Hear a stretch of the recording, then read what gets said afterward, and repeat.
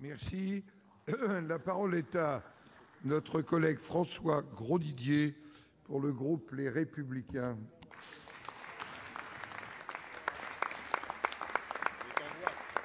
Merci, Monsieur le Président. Ma question s'adresse au Premier ministre parce qu'elle porte sur l'intérieur, la justice et le budget.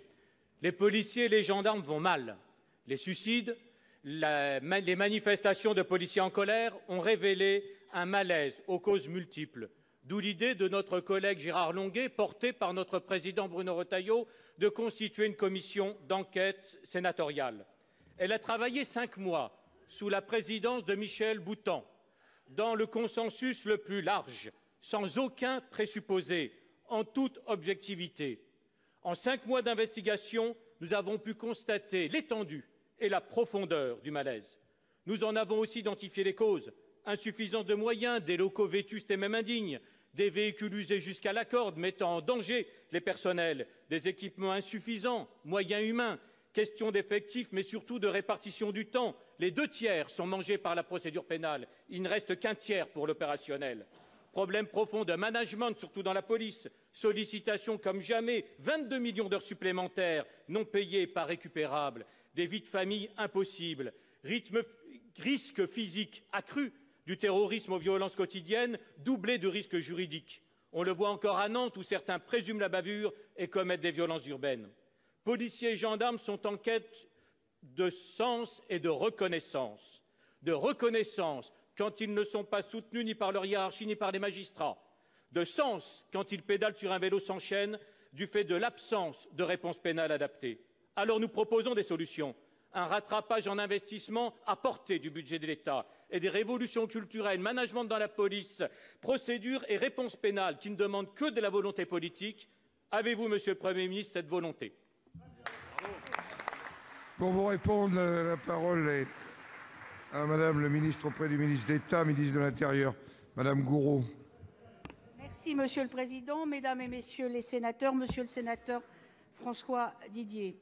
D'abord, Grosdidier, pardon. Excusez-moi. Votre Assemblée a donc rendu public avant-hier les conclusions de la commission d'enquête qu'il a consacrée à l'état des forces de sécurité intérieure. Le ministre d'État, ministre de l'Intérieur, avait lui-même été entendu d'ailleurs par votre commission et, comme vous le dites, vous avez eu l'occasion d'analyser avec lui les causes de ce malaise. Parmi elles, je ne peux pas tout citer, mais il y a 3 points sur lesquels je veux bien sûr insister. C'est bien sûr la sollicitation croissante des policiers et des gendarmes dans le contexte de la menace terroriste. Deuxième point, le sentiment d'une perte de sens face à la lourdeur de certaines procédures, comme vous l'avez évoqué. Et enfin, la diminution régulière des effectifs entre 2007 et 2012, puisqu'il y a eu la suppression de 12 500 postes de policiers et de gendarmes. Pour répondre à ce malaise, qui bien sûr, nous en sommes d'accord, ne date pas d'une année, la priorité du gouvernement en matière de sécurité a été très importante et permettez-moi de démontrer qu'il y a peut-être longtemps qu'aucun gouvernement n'a pas autant fait dans le domaine de la sécurité. Depuis 1 an, des engagements financiers ont été pris.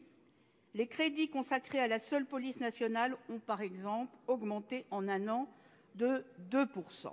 Vous savez qu'un effort particulier a été réalisé, comme vous l'avez vous-même noté, en matière d'investissement immobilier, avec 196 millions d'euros de crédits par an pendant 3 ans pour la police et 100 millions pour la gendarmerie, c'est-à-dire 9% de plus pour les uns et 5% de plus pour les autres. Par ailleurs, au plan humain, il a été créé 10 000 postes supplémentaires de police et de gendarmerie pour le quinquennat. Nous avons mis en place la police de sécurité. Nous avons créé 30 quartiers de reconquête républicaine. Nous avons renforcé les effectifs de gendarmerie. Nous avons accéléré le rythme des dotations numériques pour la gendarmerie et la police. Et la garde des Sceaux, et je termine, Monsieur le Président, est en train de préparer un projet de loi simplifiant la procédure pénale. Je vous remercie. Monsieur Grosdidier, qui aura le droit à un peu de TVA. Madame la ministre, je regrette d'ailleurs que Monsieur le Premier ministre n'ait pas répondu, car vous nous confirmez ne pas avoir pris la mesure du problème. Le problème, ce n'est pas ce que droite et gauche avant vous ont fait ou n'ont pas fait. Vous êtes aux responsabilités, la situation est urgente et il y a des phénomènes nouveaux.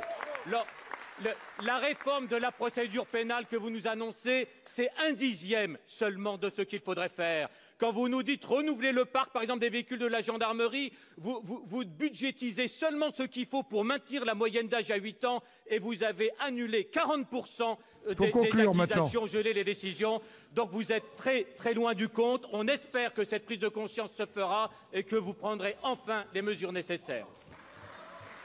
La parole est maintenant de notre collègue Gérard Poadja pour le groupe de l'Union centriste.